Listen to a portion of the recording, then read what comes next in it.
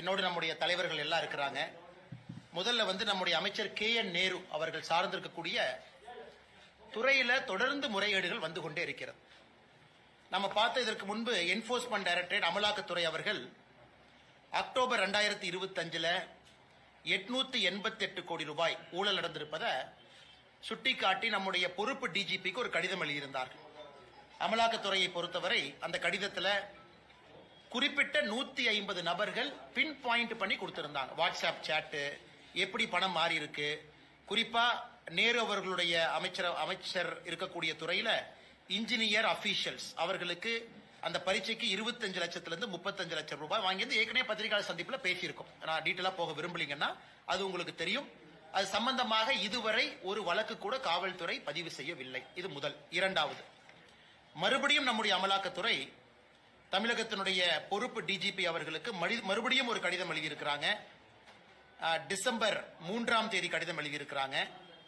அதுல 258 பக்கம் அந்த கடிதம். இரண்டாவது முறை. இது வந்து திரு நேரு அவர்கள் சம்பந்தப்பட்ட முனிசிபல் அட்மினிஸ்ட்ரேஷன் வாட்டர் சப்ளை நகராட்சி நிர்வாகத்துறையில குடிநீர் வழங்கல் அந்த துறையில 1020 கோடி ரூபாய் ஊழல் நடந்திருப்பதற்கான ப்ரூஃப் அட்டாச் பண்ணியிருக்கிறாங்க. இது குறிப்பாக நகராட்சி நிர்வாகம் மற்றும் குடிநீர் வழங்கல் துறையில அங்கே பொறுப்பேற்கக்கூடிய கான்ட்ராக்டர்ஸ், அரசனுடைய கான்ட்ராக்ட் கிடைக்கக்கூடிய கான்ட்ராக்டர்ஸ் எப்படி பிரைப் லஞ்சப்பணமாக 7.5% 10% கான்ட்ராக்ட் வேல்யூவை நேரு அவர்களுக்கும் குடும்பத்தை சார்ந்தவர்களுக்கும் கொடுக்க வேண்டும் என்பதை ஒரு டோசியரா நம்முடைய பொறுப்பு DGP கொடுத்திருக்கிறாங்க. இதில் நீங்க நல்லா இந்த டோசியரை பாத்தீங்கன்னா இது வந்து தமிழ்நாட்டில் மத்திய அரசு பணத்தில் கட்டப்படக்கூடிய பப்ளிக் டாய்லெட், சானிடேஷன் சர்வீஸ் சுகாதாரத்துறை சம்பந்தப்பட்டது, நபார்டு வங்கியினுடைய பணத்தை வாங்கி நடக்கக்கூடிய ப்ராஜெக்ட், வாட்டர் ரெனோவேஷன் ஒர்க் அதாவது ஆறு ஏரி சம்பந்தப்பட்ட வேலைகள், சிவிக் கன்ஸ்ட்ரக்ஷன் ப்ராஜெக்ட். இதுல வந்து மத்திய அரசினுடைய பணமும் கூட மாநில அரசுக்கு வந்து அது நேரு அவர்களுடைய துறையின் மூலமாக இம்ப்ளிமெண்ட் ஆகக்கூடிய முனிசிபல் அட்மினிஸ்ட்ரேஷன் வாட்டர் சப்ளை. இதுல 1020 கோடி ரூபாய் ஊழலை கண்டுபிடித்து 258 பக்கம் டோசியராக பொறுப்பு DGP கொடுத்திருக்கிறாங்க. கொடுத்து கிட்டத்தட்ட இன்னைக்கு டிசம்பர் 3 உங்களுக்கு கிட்டத்தட்ட 12 நாள் ஆகுது.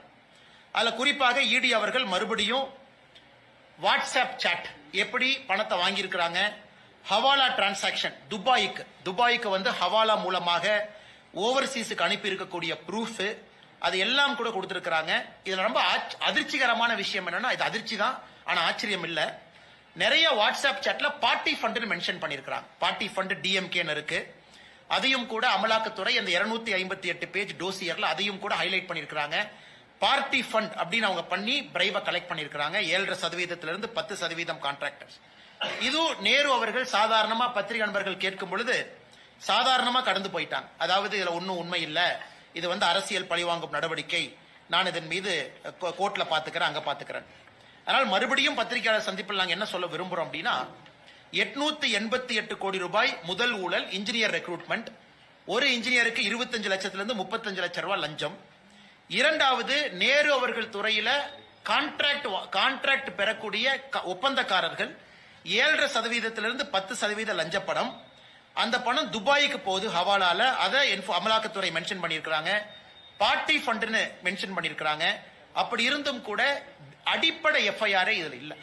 ஏன்னா FIR ஃபைல் பண்ணாதான் அமலாக்கத்துறையை பொறுத்தவரை அவர்கள் அடுத்த கட்ட நடவடிக்கை மணி லாண்டரிங் எல்லாம் அவங்க ஆக்ஷன் எடுக்க முடியும். இதையும் கூட உங்க கவனத்துக்கு கொண்டு வரும். மூன்றாவது, இன்று நேரு அவர்களுடைய அமைச்சரவையில் நடந்திருக்கக்கூடிய குளறுபடி. இன்னைக்கு பாத்தீங்கன்னா Tamil Nadu government of Tamil Nadu rural development and panchayat Raj department, ஊரக வளர்ச்சி ஊராட்சி துறை, அதுல ஊராட்சி செயலாளர், பஞ்சாயத்து செக்ரட்டரி, ஊராட்சி செயலாளருக்கான ரெக்ரூட்மெண்ட் போயிட்டு இருக்கு. இந்த ஊராட்சி செயலாளர் ரெக்ரூட்மெண்ட் பாத்தீங்கன்னா ரிட்டன் எக்ஸாம் இன்டர்வியூ ரெண்டு சேர்த்தி தான். நான் எப்படி பார்த்தா இன்டர்வியூ வந்து இன்னைக்கு நாளைக்கெல்லாம் நடந்திருக்கணும். ஆனா நேத்து சாயங்காலம் டிசம்பர் 11 சாயங்காலம் ஒரு மெசேஜ் எல்லாத்துக்குமே குறுஞ்செய்தி வருது, இந்த மாதிரி இன்டர்வியூ கேன்சல் ஆயிருச்சு அப்படின்னு. இன்னைக்கு 12 இன்னைக்கு யாரெல்லாம் அந்த வெப்சைட் ஓபன் பண்ணி பாக்குறாங்களோ, ஊரக வளர்ச்சி மற்றும் ஊராட்சி துறை வெப்சைட் ஓபன் பண்ணி பாக்குறாங்களோ, எல்லாத்துக்கும் ஒரு பெரிய ஷாக் என்னன்னா, யாரெல்லாம் இன்டர்வியூக்கு குவாலிஃபைடு ஒரு புது லிஸ்ட போட்டிருக்கிறாங்க. அந்த லிஸ்ட் எவ்வளவு குளறுபடியா இருக்குன்னு ஒரு 3 உதாரணத்தை உங்களுக்கு நான் சுட்டி காட்டுறேன். உதாரணத்துக்கு கோயம்புத்தூர். இன்னைக்கு கோயம்புத்தூர் என்னோட செல்போன்ல வந்து கோயம்புத்தூர் இருக்கு. அதுல நீங்க யாரெல்லாம் செலக்ட் ஆயிருக்கிறாங்க, பிசி உமன், பிசி மேல், உதாரணத்துக்கு அதை எடுத்துக்கிட்டோம் அப்படின்னா, ஒரு பிசி உமன் வந்து 500 மார்க்குக்கு 494 வாங்கி செலக்ட் ஆயிருக்கிறாங்க, 493 வாங்கி செலக்ட் ஆயிருக்காங்க. அதே பிசி உமன் ரிஜெக்ஷன் பாத்தீங்கன்னா 500க்கு 496 வாங்கி ரிஜெக்ட் ஆயிருக்காங்க. சோ என்ன பேசிஸ்ல அவங்க லிஸ்ட் போட்டாங்கன்னு யாருக்குமே தெரியல. அதாவது இதுல வந்து இன்டர்னல் கோட்டா இருக்கு, அவங்க தமிழ் மீடியமா, அவங்க வந்து விட்டோவா, அவங்க வந்து மாற்றுத்திறனாளியா, இல்ல அவங்க வந்து இதற்கு முன்பே படை வீரரா இருந்திருக்கிறாங்களா அப்படிங்கிற வெயிட்டேஜ் வச்சு பார்த்தாலும் கூட இன்னைக்கு அவங்க வெளியிட்டிருக்கக்கூடிய ஊரக வளர்ச்சி மற்றும் ஊராட்சி துறை, அதுல ஊராட்சி செயலாளர் அதனுடைய லிஸ்ட நீங்க பாத்தீங்கன்னா சம்பந்தமே இல்லாத லோவர் மார்க் வாங்கினவங்க இன்டர்வியூ குவாலிஃபை இருக்கிறாங்க. சேம் பேராமீட்டர் மீட் பண்ணிருக்கக்கூடிய அதை விட அதிகமா மார்க் வாங்கி இருக்கிறவங்க குவாலிஃபை ஆகாம இருக்கிறாங்க. கோயம்புத்தூர், கரூர், மதுரை இந்த 3 மாவட்டத்தினுடைய லிஸ்ட நாங்க அனலைஸ் பண்ணதை பத்திரிகை நண்பர்களுக்கு இந்த பத்திரிகையாளர் சந்திப்பு முடிச்ச உடனே வாட்ஸ்அப்ல ஷேர் பண்றோம். அதாவது செலக்ட் ஆனவங்க கிரைட்டீரியா என்ன, நாட் செலக்டட் கிரைட்டீரியா என்ன, செலக்ட் ஆனவங்க கிரைட்டீரியா விட நாட் செலக்டட் பெட்டரா இருந்தும் செலக்ட் ஆகல. சோ இவ்வளவு குளறுபடிகளை இன்னைக்கு வெளியிட்டிருக்கக்கூடிய லிஸ்ட், இதிலும் கூட லஞ்சம் கைமாறி இருப்பதாக பெரிய அளவில் குற்றச்சாட்டுகள் வந்து கொண்டிருக்கிறது என்று காலையிலிருந்து. ஆனால் தொடர்ச்சியாக ஒரு மூத்த அமைச்சரனுடைய துறை ஒரு மாதத்தில் அமலாக்கத்துறையை பொறுத்தவரை 888 கோடி, அதன் பிறகு 1020 கோடி ரூபாய் இன்னொரு ஊழல், மூன்றாவது முறையாக இன்னைக்கு அவங்க வெளியிட்டிருக்கக்கூடிய இன்டர்வியூ பட்டியல், இதிலும் கூட பெரிய அளவில் குழப்பம் இருக்கு. ஆனா முதலமைச்சர் எதையும் கண்டுகொண்டதாக தெரியவில்லை, நேரு அவர்களும் எதையும் கண்டுகொண்டதாக தெரியவில்லை. இன்னைக்கு பொறுப்பு டிஜிபிக்கு பொறுப்பு டிஜிபி போட்டிருக்கிறாங்க. அதனால் யாருமே எஃப்ஐஆர் பதிவு செய்வதற்கு தயாராக இல்லை. இந்தியால எங்கேயும் நடக்காத அநியாயம் இங்க நடக்குது. அதனால இவ்வளவு ஊழல் குற்றச்சாட்டு மட்டுமில்ல, டோசியர் கொடுத்து ப்ரூஃப் கொடுத்தும் கூட நான் எஃப்ஐஆர் போட மாட்டேன் என்று ஒற்றை கருத்துல எங்க தமிழகத்தினுடைய காவல்துறையினுடைய உயரதிகாரிகள் இருக்கிறாங்க. இதை வந்து நம்முடைய பத்திரிகை நண்பர்களுக்கு நாங்கள் உங்க கவனத்துக்கு கொண்டு வர்றோம்.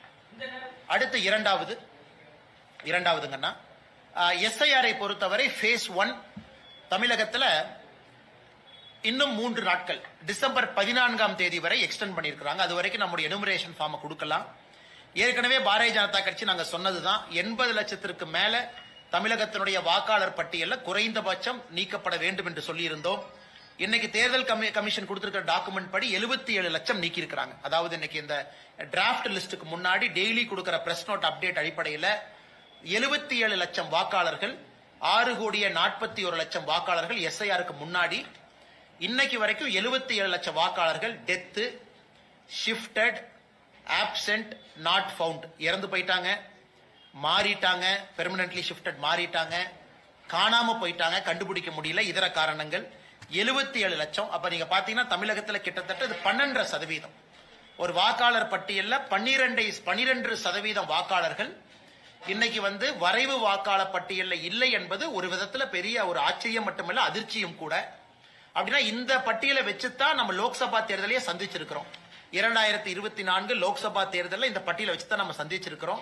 12% வாக்காளர்கள் இல்லை. இன்னைக்கு அடுத்த இந்த 14 டிசம்பர் இந்த ஃபேஸ் முடிஞ்சதுக்கு அப்புறம் டிசம்பர் 19ஆம் தேதி வரைவு வாக்காளர் பட்டியல் வெளியிட இருக்கிறாங்க. அதை வந்து கண்ணும் கருத்துமா நம்ம பார்க்கணும். கிட்டத்தட்ட 80 லட்சத்திற்கு மேல நீக்கப்பட்டாங்கன்னா தமிழ்நாட்டினுடைய வாக்காளர்கள் 5.5 கோடிக்கு வந்துருவாங்க. 5 கோடியே 60 லட்சம், 5 கோடியே 62 லட்சத்துக்கு வந்துருவாங்க. இதுவும் கூட தமிழக மக்களுடைய கவனத்துக்கு நாங்கள் ஒரு அரசியல் கட்சியாக கொண்டு வருகின்றோம். எந்த அளவுக்கு வாக்காளர் பட்டியல் 2024 சரி பார்த்தாங்க, 2023 சரி பார்த்தாங்க, 2022 சரி பார்த்தாங்க, எல்லா வருஷமும் சரி பார்த்துக்கிட்டே இருக்கிறாங்க. அப்படி இருந்த இந்த எஸ்ஐஆர் இன்டென்சிவா பண்றதுனால 77 லட்சம் பேர் நீக்கப்பட்டிருக்கிறாங்க. இதை முதலமைச்சர் இதை புரிந்து கொள்ள வேண்டும். எஸ்ஐஆரை எதிர்க்கிறேன் முதலமைச்சர் சொல்லிக் கொண்டிருக்கின்றார்கள். 12%, 100 பேர் வாக்காளராக இருக்கக்கூடிய இடத்துல 12% வாக்காளர்கள் இன்னைக்கு நீக்கப்பட்டிருக்கின்றாங்கன்னா இந்த 2024 எஸ்எஸ்ஆர் சம்மரி ரோல்ல பெரிய தவறு நடந்திருக்குது. அது இன்னைக்கு எஸ்ஐஆர் மூலமாக சரி செய்யப்பட்டு கொண்டிருக்கிறது. அதனால் நிச்சயமாக இந்த எஸ்ஐஆர் முதல் கட்ட வெற்றி தான். முதல் கட்ட வெற்றி நம்ம பார்க்கிறோம். அடுத்து நடக்கக்கூடிய 2வது ஃபேஸ் 19 டிசம்பர்ல இருந்து ஜனவரி 19 வரைக்கும் நீக்கப்பட்டவங்க, தெரியாம நீக்கப்பட்டவங்க அல்லது தெரிஞ்சே இருக்கிறவங்க, objection period, claims and objection period, அதையும் கூட பாரதிய ஜனதா கட்சி மிக கம்பீரமாக அதை எடுத்து அதையும் கூட கவனத்துக்கு கொண்டு வருவோம். 2026 தேர்தலை பொறுத்தவரை சுத்தமான நியாயமான ஒரு தேர்தலாக அது நடத்தப்பட வேண்டும் என்பது எங்களுடைய நோக்கம். நீதியரசர் திரு GR சுவாமிநாதன் அவர்களுடைய வழக்கு, அவர் நடத்தி கொண்டிருக்கக்கூடிய வழக்கு. இன்னைக்கு பாராளுமன்றத்தில் லோக்சபால இந்த ஜட்ஜஸ் என்கொயரி ஆக்ட் அதன் அடிப்படையில் 100 லோக்சபா MP கையெழுத்து போட்டு கொடுத்தா இம்பீச்மெண்ட் ப்ராசஸ் ஆரம்பிக்கும். At least process will get started. இன்னைக்கு 120 பேர் கையெழுத்து போட்டு கொடுத்திருக்கிறாங்க. இன்னைக்கு பாராளுமன்றத்தில் நம்முடைய உள்துறை அமைச்சர் அமித்ஷா அவர்கள், தெற்கு தொகுதி MP தேஜஸ்வி சூர்யா அவர்கள், நிறைய நம்முடைய மூத்த தலைவர்கள் எல்லாம் கோடிட்டு காட்டுறாங்க. எப்படி திராவிட முன்னேற்ற கழகத்தை அமித்ஷாஜி சொன்னாங்க, இந்திய அரசியல் சரித்திரத்தில் முதலாக ஒரு நீதிபதி தீர்ப்பு கொடுத்ததற்காக அந்த நீதிபதியின் மீது இம்பீச்மெண்ட் ப்ராசஸ் கொண்டு வந்திருக்கிறாங்க. இன்னைக்கு இந்தியால 11 பேருக்கு மேல இம்பீச்மெண்ட் ப்ராசஸ் ஆரம்பிச்சிருக்காங்க. வெற்றிகரமாக நடந்ததில்லை. 11 பேருக்கு மேல ஆரம்பிச்சிருக்காங்க. அதுல 10 பேருக்கு மேல நீங்க பாத்தீங்கன்னா யாரும் இதுக்காக கிடையாது. பணம் வாங்கியிருக்கிறாங்க, அல்லது வீட்டுல பணம் இருந்துச்சு, அல்லது கூட இருக்கக்கூடிய இவங்களை தவறான முறையில் நடத்தி இருக்கிறாங்க, இந்திய இறையாண்மைக்கு எதிராக அவங்க நடந்திருக்கிறாங்க. இப்படித்தான் இருந்திருக்கோ தவிர அவங்க ஒரு தீர்ப்பு கொடுத்திருக்கிறாங்க அப்படிங்கறதுக்காக கிடையாது. அதனால இன்னைக்கு திராவிட முன்னேற்ற கழகம் அதை அப்படியே மாத்தி அந்த இம்பீச்மெண்ட் நோட்டீஸ்ல திரு GR சாமிநாதன் அவர்கள் மீது பல அவதூற பரப்பி இருக்கிறாங்க. குறிப்பிட்ட ஒரு சமூகத்தினுடைய வழக்கறிஞர்களுக்கு மட்டும் முன்னுரிமை கொடுக்கிறாரு, அவருடைய ஜாதியை உள்ள கொண்டு வந்திருக்கிறாங்க, இந்திய இறையாண்மைக்கு எதிராக இருக்கிறாங்க. இவ்வளவு பொய்களை பாராளுமன்றத்தில் பேசியதை நம்முடைய உள்துறை அமைச்சர் அவர்கள் சுட்டி காட்டியிருக்கிறாங்க. இதுல உத்தவ் தாக்கரே போன்றவர்களும் கூட இதுல அவங்களுடைய கட்சி சார்பாக கையெழுத்து போட்டிருப்பது நமக்கு அதிர்ச்சியும் வேதனையும் அளிக்கிறது. அதனால் நிச்சயமாக ஒரு பக்கம் நம்ம பார்க்கிறோம், GR சாமிநாதன் அவர்கள் கடந்த 8 ஆண்டுகள்ல பெரிய கேசஸ் 75,000 கேஸ் சால்வ் பண்ணிருக்கிறாங்க. நம்ம பார்த்தோம், 75,000 கேஸ் ஹையஸ்ட் வெல் பெர்ஃபார்மிங் ஜட்ஜஸா இருக்கிறாங்க. அப்படி இருந்தும் திராவிட முன்னேற்ற கழகம் இந்திய அளவுல நம்முடைய ஜுடிஷியரியினுடைய நடவடிக்கையை கேலிக்குத்தாக்கி இருக்கிறாங்க. நம்முடைய நீதி அரசர்களுக்கு ஒரு விதமான பயத்தை ஏற்படுத்தி இருக்கிறாங்க. யாராவது நேர்மையா தீர்ப்பு கொடுத்தா நமக்கும் இந்த நிலைமை தான் நடக்கும் அப்படிங்கிற ஒரு பயத்தை திராவிட முன்னேற்ற கழகத்தினுடைய MPக்கள் பாராளுமன்றத்தில் ஏற்படுத்தி இருக்கிறாங்க. உங்களுக்கு தெரியும், இந்த நோட்டீஸ் கொடுத்ததுக்கு அப்புறம் ஸ்பீக்கர் 3 பேர் கொண்ட குழுவை உருவாக்குவாங்க. அந்த 3 பேர் கொண்ட குழு அவங்க என்கொயரி பண்ணிட்டு தவறா இருக்கு சரியா இருக்கு ரிப்போர்ட் கொடுத்ததுக்கு அப்புறம் பார்லிமெண்ட்ல 2/3 of members present and voting, 50% of total members, அத்தனை பேர் ஓட்டு போடணும். அதெல்லாம் நடக்கிறதுக்கு வாய்ப்பே இல்லை. அந்த ப்ராசஸ்க்குலாம் அது போகவே போகாதுங்க. ஏன்னா 120 பேர்த்தினால பார்லிமெண்ட்ல அவங்களால அந்த ப்ராசஸ் ஜெயிக்க முடியாது. பட் இருந்தும் நீதி அரசனுடைய மாண்புக்கு இவர்கள் தேவையில்லாத ஒரு பிரச்சனையை விளைவித்திருக்கின்றார்கள். அவங்களுடைய மாண்புக்கு பங்கம் விளைவித்திருக்கின்றார்கள். அந்த ப்ராசஸ் அடுத்த ஸ்டேஜுக்கு போகாதுங்க. ஏன்னா இந்திய அலையன்ஸ்ல நம்பர்ஸ் கிடையாது, DMK அலையன்ஸ்ல நம்பர்ஸ் இல்ல. இருந்தும் கூட ஏன் நாங்கள் இதை சுட்டி காட்டுகின்றோம் என்றால், தமிழகத்தில் இன்னைக்கு நீதி அரசர்கள் நேர்மையான முறையில பணியாற்றுவதற்கு இங்கே இடமில்லை. திராவிட முன்னேற்ற கழகத்தினுடைய ஆட்சியாளர்கள் எல்லா விதமான பிரச்சனைகளும் உருவாக்குறாங்க. 4வது சீடு பில் 2025 தமிழ்நாட்டில் இப்பவே சில பொய்களை சொல்ல ஆரம்பிச்சுட்டாங்க. நவம்பர் 12ஆம் தேதி இன்னைக்கு நம்ம மினிஸ்ட்ரி ஆஃப் அக்ரிகல்ச்சர் ஒரு வரைவு பில், டிராஃப்ட் பில்ல ரிலீஸ் பண்ணாங்க. டிசம்பர் 11 வரைக்கும், அதாவது நேத்து வரைக்கும் டைம் கொடுத்திருந்தாங்க. சீடு பில் 2025க்கு உங்களுடைய இன்புட்டை கொடுங்க, நவம்பர் 12 இருந்து டிசம்பர் 11 வரை. இன்னைக்கு தமிழகத்தில் சில விவசாய சங்கங்கள் நம்ம மீது அவதூறு பரப்புறாங்க. மோடி அரசு ஜெனட்டிக்கலி இன்ஜினியர்டு, ஜெனட்டிக்கலி மாடிஃபைடு விதைகளை இந்தியாவுக்குள்ள கொண்டு வருவதற்கு இந்த சீடு பில் 2025 பயன்படுத்துறாங்க அப்படிங்கிற அவதூறை இன்னைக்கே பரப்ப ஆரம்பிச்சிட்டாங்க. அதையும் நம்முடைய பத்திரிகை நண்பர்களுக்கு நாங்க தெளிவுபடுத்த விரும்புகின்றோம்.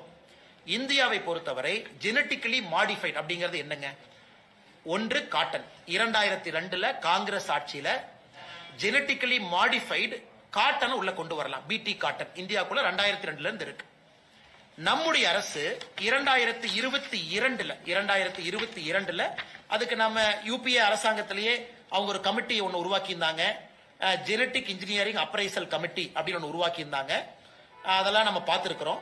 நம்முடைய அரசு வந்த பிறகு மஸ்டர்ட் கடுகு மட்டும் ஜெனட்டிக்கலி மாடிஃபைட், அது இன்னைக்கு உச்சநீதிமன்றத்தால் அது இன்னைக்கு அப்பீல்ல அது விசாரிச்சுக்கிட்டு இருக்கிறாங்க.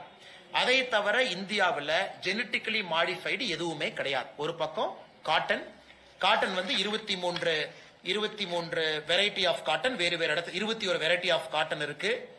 அதன் பிறகு ஃபீல்டு டைலுக்கு நிறைய வந்திருக்கு, எதுவுமே இல்லை. நான் சொல்றது மார்க்கெட்ல இருக்கிறதுங்க. இன்னைக்கு மஸ்டர்ட், அது உச்சநீதிமன்றத்தால அந்த வழக்கு விசாரணை நடந்து கொண்டிருக்கிறது. சீடு பில்லுக்கும் அதுக்கும் சம்பந்தம் இல்லை. ஜெனட்டிக்கலி மாடிஃபைடு கிராப் ஒன்று வரணும் அப்படின்னா அதற்கு genetically genetic engineering appraisal committee அப்படின்னு ஒரு ஜிஇஎஸ்சி கமிட்டி இருக்கு, அதன் மூலமா வரணும். இந்த சீடு பில் என்ன சொல்லுதுங்க? அதாவது இந்தியாவுக்குள்ள ஒரு விதையை ஒருத்தவங்க விற்கிறாங்க, விவசாயி கிடையாது, டிஸ்ட்ரிபியூட்டர், ஹோல்சேலர், ரீட்டைலர், அவங்க 3 பேர் விற்கிறாங்கன்னா அவர்களுக்கான வரைமுறை இந்த சீடு பில் 2025 கொண்டு வந்திருக்கிறாங்க. ஒரு டிஸ்ட்ரிபியூட்டர் யாரு வேணுமானாலும் இன்னைக்கு பாத்தீங்கன்னா அன்ஆர்கனைஸ்டா லூசா ஒரு பிராண்டடா விற்கிறாங்க. ஒரு பிராண்டட் சீட, பிராண்டட் விதையை விற்கிறாங்கன்னா அவர்கள் அதை எப்படி விற்க வேண்டும், அதற்கு ரெகுலேஷன் என்ன, சீட் அனாலிசிஸ் என்ன பண்ணணும், சீடு டெஸ்டிங் என்ன பண்ணணும், import regulation of seed, genetic seed கிடையாது, நார்மலான ஒரு சீடு, இம்போர்ட் ரெகுலேஷன் என்ன இருக்கு, இதற்காக மட்டும்தான் சீடு பில் 2025 பப்ளிக் இதுல இருக்கு. விவசாயி இந்த பில்லுல உள்ள வரமாட்டாங்க. எந்த விவசாயியும் கூட சீடு பில் 2025 வரமாட்டாங்க. விவசாயிகள் அவங்க எந்த சீடை வேணாலும் வாங்கலாம், எந்த சீடை வேணாலும் அவங்க ஸ்டோர் பண்ணலாம், எந்த சீடை வேண்டுமானாலும் இன்னொரு விவசாயி கொடுக்கலாம். ஆனா அது பிராண்டடா ஒரு டிஸ்ட்ரிபியூட்டரோ ஒரு டீலரோ செய்யும் பொழுது அவர்களுக்கு சீடு பில் 2025 பொருந்தும். அதனால் சில விவசாய சங்க நண்பர்களுக்கு தேவையில்லாத புரளிய மக்கள் மன்றத்தில் கிளப்பாதீங்க என்பதையும் கூட இந்த பத்திரிகையாளர் சந்திப்பு மூலமாக அன்போடு நாங்கள் வலியுறுத்துகின்றோம்.